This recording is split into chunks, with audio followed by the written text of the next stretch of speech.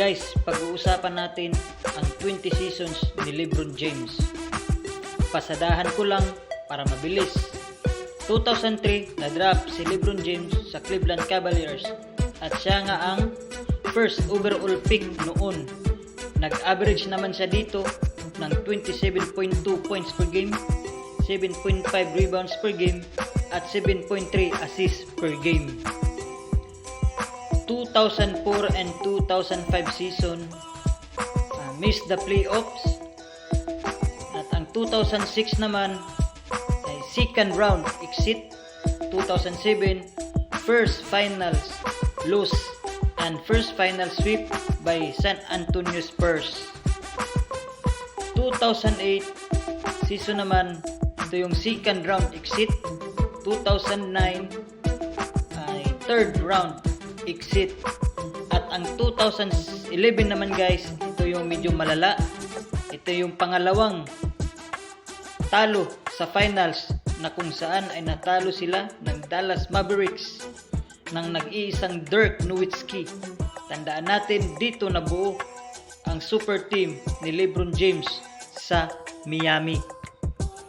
2014 and 2015 seasons ni LeBron James, ito yung pangatlo at pang-apat na pagkatalo nila sa finals. Guys, back to back ha. 2014 and 2015 season ni LeBron James. At ang 2017 season naman, ito yung panglimang talo sa finals ni LeBron James. Sa 2018, ito yung pang-anim na talo ni LeBron James sa finals. At pangalawang sweep ni LeBron James sa Cleveland Cavaliers. Tinalo sila ng Golden State Warriors ni Stephen Curry at ni Kevin Durant. 2019 season naman ay na-miss niya ulit ang playoffs. 2021 season, first round exit. 2022 season, na-miss niya ulit ang playoffs.